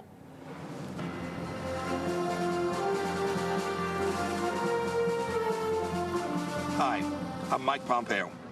I'm speaking to you from beautiful Jerusalem, looking out over the old city. I have a big job as Susan's husband and Nick's dad. Susan and Nick are more safe, and their freedom's more secure because President Trump has put his America First vision into action. It may not have made him popular in every foreign capital, but it's worked. President Trump understands what my great fellow Kansan President Eisenhower said. For all that we cherish and justly desire for ourselves or for our children, the securing of peace is the first requisite. Indeed, the primary constitutional function of the national government is ensuring that your family and mine are safe and enjoy the freedom to live, to work, to learn, and to worship as they choose. Delivering on this duty to keep us safe and our freedoms intact, this president has led bold initiatives in nearly every corner of the world. In China, he's pulled back the curtain on the predatory aggression of the Chinese Communist Party. The president has held China accountable for covering up the China virus and allowing it to spread death and economic destruction in America and around the world.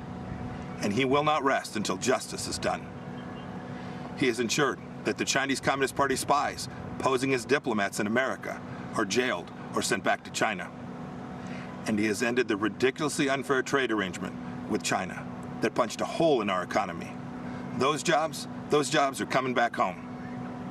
In North Korea, the president lowered the temperature and against all odds got the North Korean leadership to the table. No nuclear tests, no long-range missile tests, and Americans held captive in North Korea came home to their families, as did the precious remains of scores of heroes who fought in Korea. Today, because of President Trump, NATO is stronger, Ukraine has defensive weapon systems, and America left a harmful treaty so our nation can now build missiles to deter Russian aggression. And in the Middle East, when Iran threatened, the president approved a strike that killed the Iranian terrorist Qasem Soleimani. This is the man most responsible for the murder and maiming of hundreds of American soldiers and thousands of Christians across the Middle East. And you'll recall, too, that when the president took office, radical Islamic terrorists had beheaded Americans, and ISIS controlled a territory in the size of Great Britain. Today, because of the president's determination and leadership, the ISIS caliphate is wiped out. It's gone. Its evil leader, Abu Bakr al-Baghdadi, is dead. And our brave soldiers, they're on their way home. The president exited the U.S. from the disastrous nuclear deal with Iran and squeezed the Ayatollah, Hezbollah, and Hamas. The president, too, moved the U.S. Embassy to this very city of God, Jerusalem, the rightful capital of the Jewish homeland. And just 2 weeks ago, the president brokered a historic peace deal between Israel and the United Arab Emirates. This is a deal that our grandchildren will read about in their history books. You know, as a soldier, I saw firsthand people desperate to flee to freedom. The way each of us can best ensure our freedoms is by electing leaders who don't just talk, but who deliver. An American hostage, imprisoned in Turkey for 2 years, Pastor Andrew Brunson, said upon his release that he survived his ordeal with these words of Scripture: "Be faithful, endure, and finish well. If we stay the course, we will." May God richly bless you, and may God bless our great nation, the United States of America.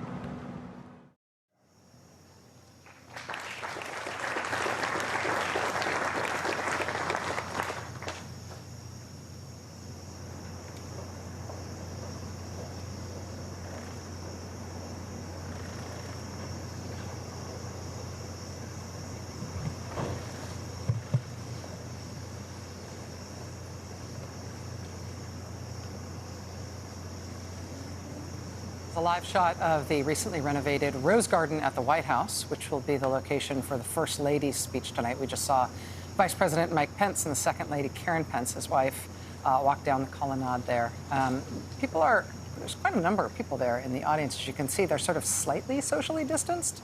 There's not 6 feet between those chairs, but that's what they're doing. You see the president there. A bit of a down slope there. That can be a little dicey sometimes. But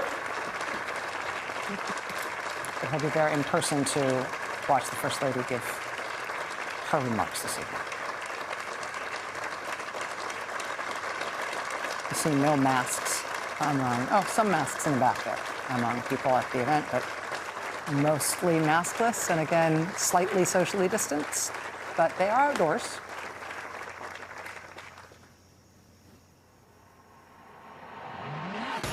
It is my great honor to present First Lady Melania Trump. First Lady Melania Trump. First Lady Melania Trump officially kicking off her Be Best initiative. She is courageous. She's taking on a tough topic. Focused on the well-being of children, social media use, and opioid abuse.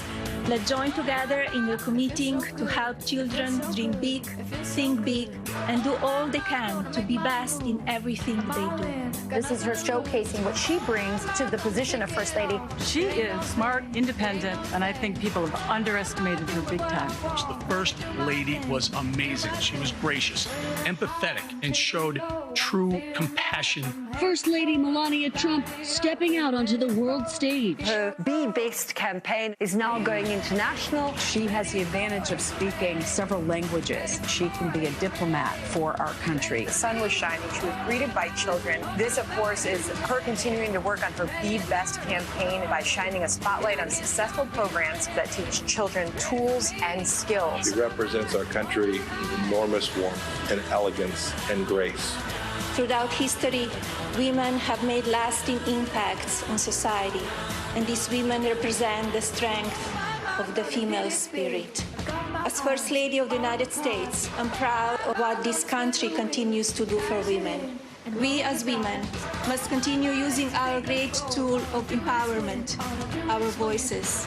It was a very important moment for Melania Trump. This was a really prominent week for her. The iconic White House Rose Garden has been renovated for the first time in 60 years. When the history books are written, there should be a special chapter reserved for our First Lady. She is an incredible First Lady. An amazing mother, an incredible woman, First Lady Melania Trump.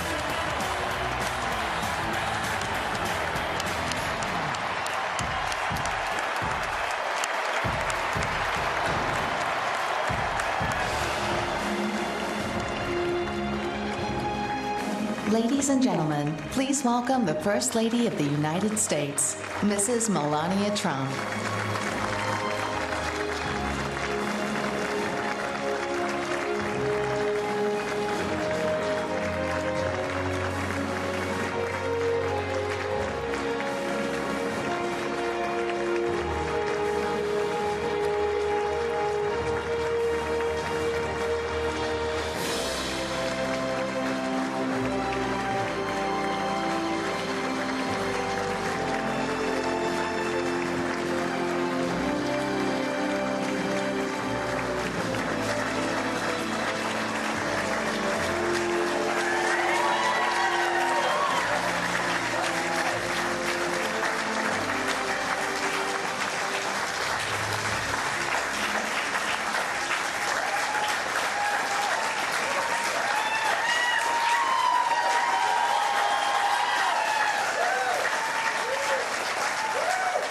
evening, it seems like just yesterday that we were at our first convention, where my husband accepted the Republican nomination and then became our 45th President of the United States. Yet the energy and enthusiasm for who should lead this nation, it is real today as it was 4 years ago. I know I speak for my husband and the entire family when I say we have not forgotten the incredible people who were willing to take a chance on the businessmen who had never worked in politics. We know it was you who elected him to be Commander-in-Chief, and we know it is you who will carry us through again. We were humbled by the incredible support then, and we are still grateful today. I want to acknowledge the fact that since March, our lives have changed drastically. The invisible enemy, COVID-19, swept across our beautiful country and impacted all of us.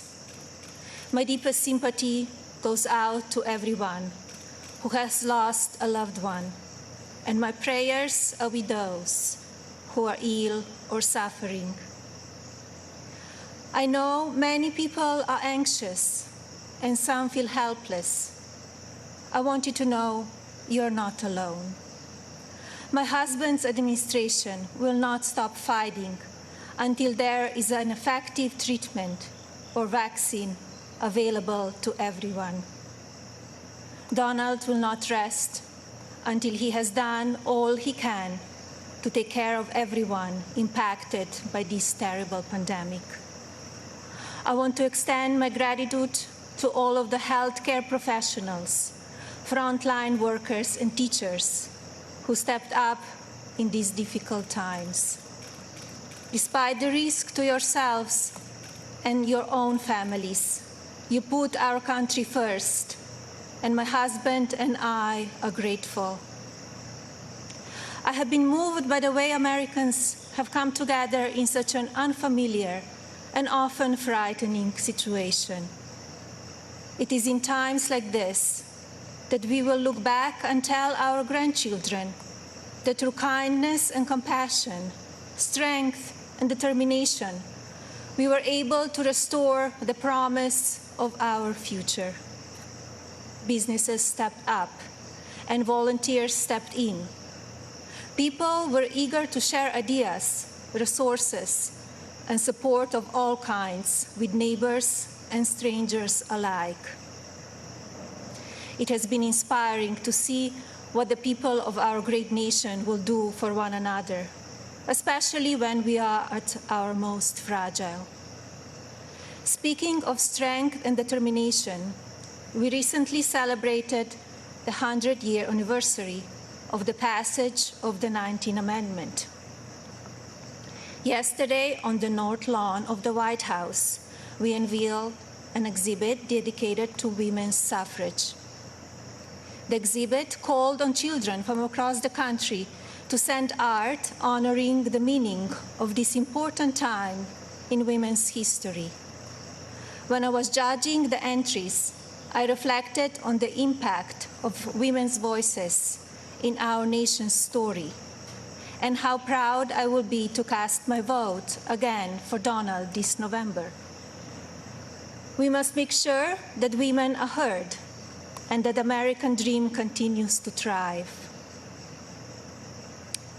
Growing up as a young child in Slovenia, which was under communist rule at the time, I always heard about an amazing place called America, a land that stood for freedom and opportunity. As I grew older, it became my goal to move to the United States and follow my dream of working in the fashion industry. My parents worked very hard to ensure our family could not only live and prosper in America, but also contribute to a nation that allows for people to arrive with a dream and make it reality. I want to take the moment to thank my mother and father for all they have done for our family. It is because of you that I'm standing here today.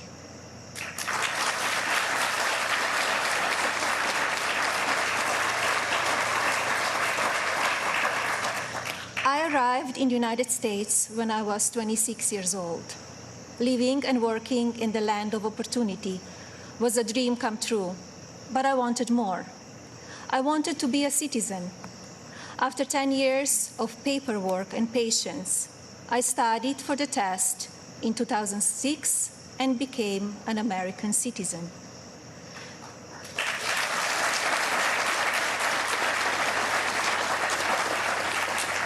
It is still one of the proudest moments in my life because with hard work and determination, I was able to achieve my own American dream. As an immigrant and a very independent woman, I understand what a privilege it is to live here and to enjoy the freedoms and opportunities that we have. As First Lady, I have been fortunate to see the American dream come true over and over again. I have met many inspiring women, children, parents, and families who have overcome life-changing issues that include addiction, homelessness, family members who are ill or have passed away, abuse of all kinds, and many other challenges that would make most people give up. The past 3.5 years have been unforgettable. There are no words to describe how honored, humbled, and fortunate I am to serve our nation as your First Lady. After many of the experiences I've had, I don't know if I can fully explain how many people I take home with me in my heart each day. From brave soldiers who give up so much so that we can be free, to children of all circumstances who I have met around the world. Thank you for inspiring me. It is my greatest honor to serve you. When I speak to members of the military, despite sacrificing time with their families, experience the fear of war or suffering loss, they have no regrets about serving our country. The same goes for their families and the families of first responders who often watch their loved ones walk out the door, not sure if or when they will come home. When I speak to families who have lost someone, the pain mixed with pride I hear in their voices is something I think about often. So thank you to all who serve our country in the military and as first responders. And thank you to the families who wait for them. You are our heroes in your own right. I have also been moved by the many children and families I've spent time with at hospitals, schools, and other locations around the world. Children who are dealing with pain or illness that would break even the strongest adult. Parents who are grateful to wake up every day and see that their child is still alive. These families are a testament to what faith and medicine, strength and science can do. On my first international trip as First Lady, my husband and I visited places of great significance to the three major religions, Islam, Christianity, and Judaism. One special memory from that trip is of a young boy I had the privilege of visiting while at Bambino Gesù Hospital in Rome, Italy.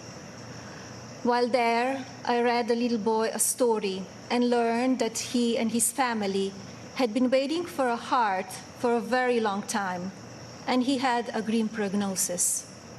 His situation brought my staff and me to tears, and we spoke of a little else as we flew to Belgium for the next part of our trip.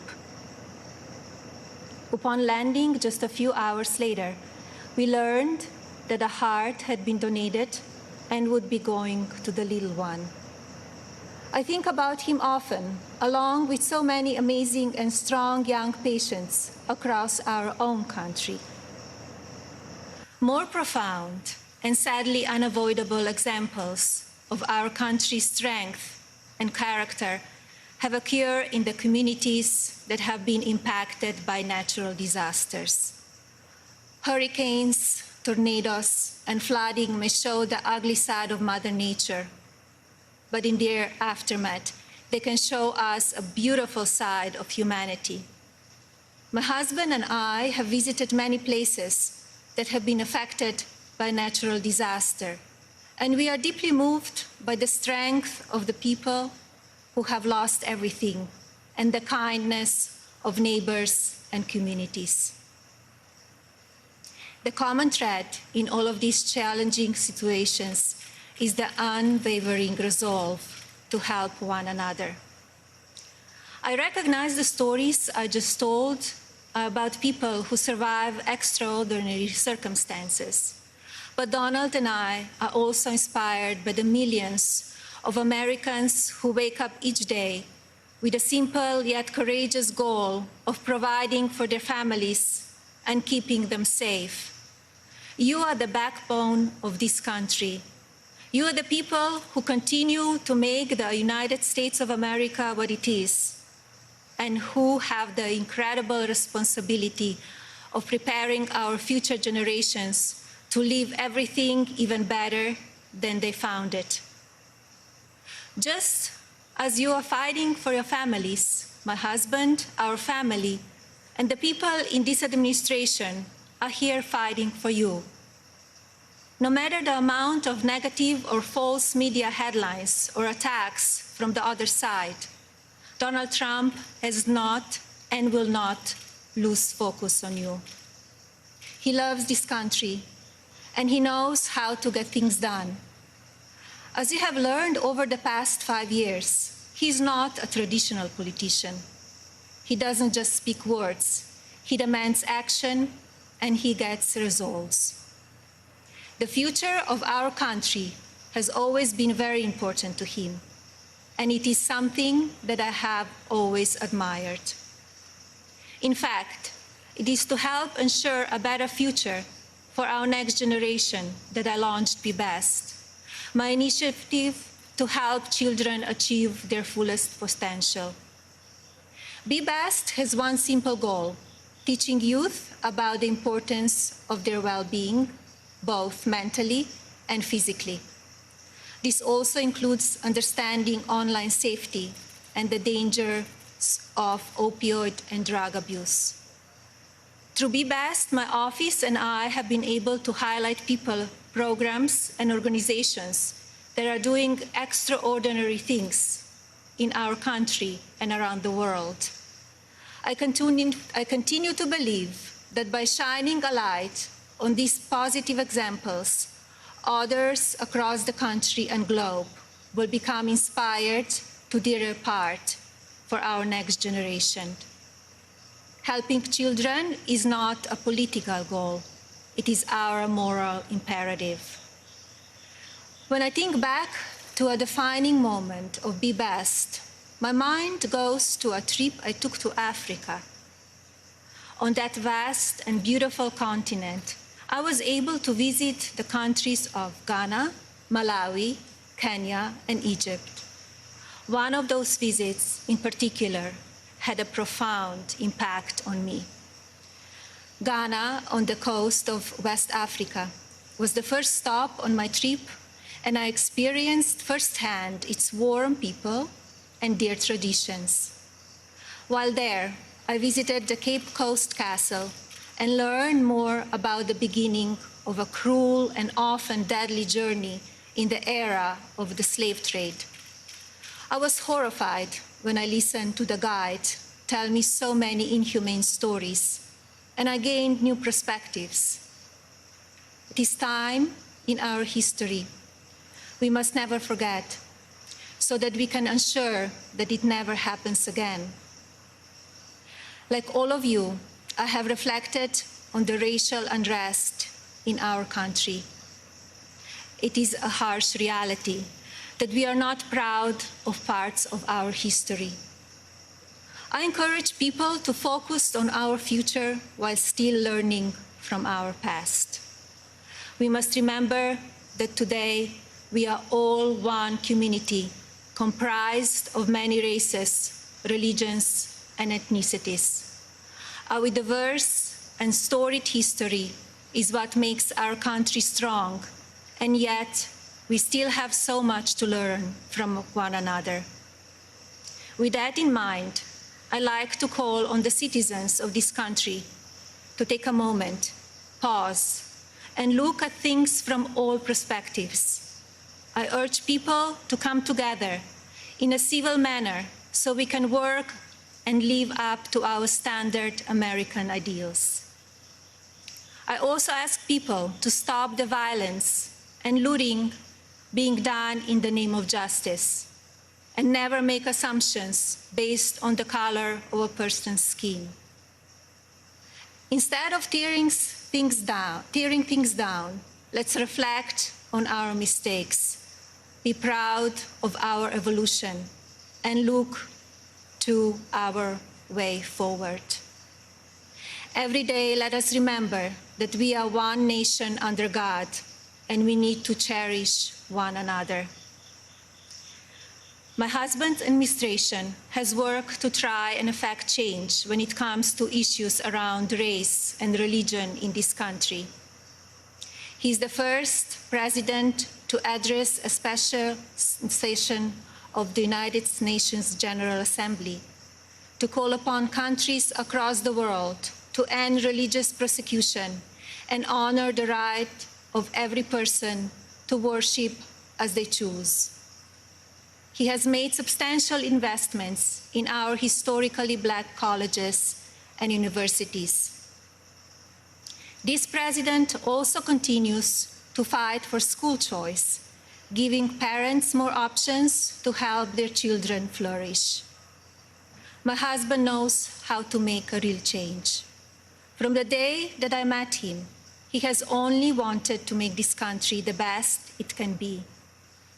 For many years, I watched him grow concerned and frustrated, and I'm so proud to see the many things he has done in such a short time. America is in his heart.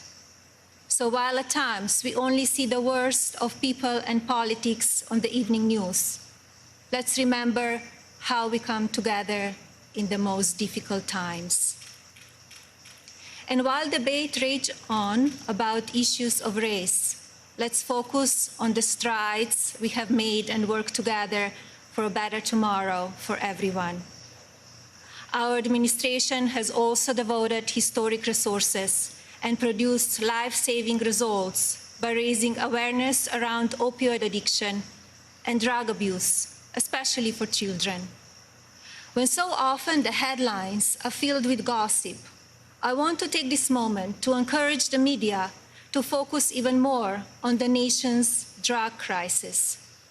This disease is one that affects everybody. It pays no attention to race, age, or socioeconomic status. Addiction has touched every part of our society in some way. And now, more than ever, we have programs and medicine to combat it. We just need to talk about it openly. And you, the media, have the platforms to make that happen. To the media industry and as a country, I ask that we all commit to helping in our fights against drug addiction by talking about it even more. Especially as we battle the COVID pandemic, we need to remember that suicides are on the rise as people who are struggling with loneliness and addiction feel they have nowhere to turn. Parents, please talk to your children. Teachers and caregivers, pay attention to signs of addiction. Lawmakers, pass legislation that allows those who ask for help to do so safely and without fear, and to provide resources for organizations that help people impacted by addiction.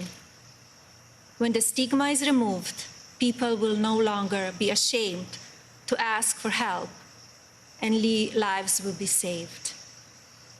And if you are struggling with addiction, there is no shame in your illness. Please seek help. You are worth it. In my next 4 years as First Lady, I will continue to build upon Be Best and work with individual states to pass legislation to take care of our most vulnerable. I plan to continue the work I have started with children in foster care, as well as the minority communities and tribal nations. I want to ensure children are being protected and communities have the resources needed to combat drug addiction and child neglect or abuse. Like my husband and the administration, I will continue to encourage education that supports a child's individual needs. It is vital that children are given the building blocks to succeed. I also look forward to continue my work to restore the People's House, which is a lasting symbol of pride for our nation. I believe this iconic home needs to be cared for and preserved so it can be enjoyed by the people of this country and visitors from around the world for years to come. I'm passionate about this beautiful house, the grounds, and all they represent. And now I have a special message for the mothers of this country. This modern world is moving so fast, and our children face challenges that seem to change every few months. Just like me, I know many of you watch how mean and manipulative social media can be. And just like me, I'm sure many of you are looking for answers how to talk to your children about the downside of technology and their relationships with their peers. Like every parent in this country, I feel there are so many lessons to teach our son and responsibilities as his mother, but there are just not enough hours in the day to do it all. I remind myself that I'm more fortunate than most and still have days that I look for wisdom and strength to do the very best I can for him. To mothers and parents everywhere, you are warriors. In my husband, you have a president who will not stop fighting for you and your families. I see how hard he works each day and night, and despite the unprecedented attacks from the media and opposition, he will not give up. In fact, if you tell him he cannot be done, he just works harder.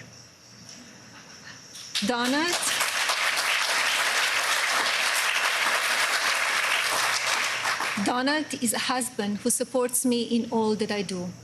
He has built an administration with an unprecedented number of women in leadership roles and has fostered an environment where the American people are always the priority. He welcomes different points of view and encourages thinking outside of the box. I know I speak for my husband and the family when I say we are so grateful that you have trusted him to be your president, and we will be honored to serve this incredible country for 4 more years.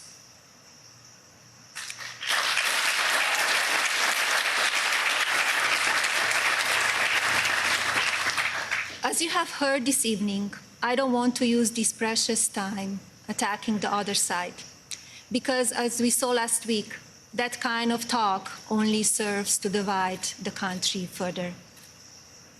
I'm here because we need my husband to be our president and commander-in-chief for 4 more years. He is what is best for our country. We all know Donald Trump makes no secrets about how he feels about things. Total honesty is what we as citizens deserve from our president. Whether you like it or not, you always know what he's thinking. And that is because he's an authentic person who loves this country and its people and wants to continue to make it better. Donald wants to keep your family safe. He wants to help your family succeed. He wants nothing more than for this country to prosper and he doesn't waste time playing politics. Almost 4 years ago, we went into Election Day completely underestimated. Despite what is being said again this year, I know, just as you do, that Americans will go to the polls and vote on the behalf of their families, our economy, our national security, and our children's future. To vote for those ideals is not a partisan vote. It is a common sense vote, because those are goals and hopes that we all believe in. I believe that we need my husband's leadership now more than ever in order to bring us back once again to the greatest economy and the strongest country ever known. God bless you all, your families, and God bless the United States of America.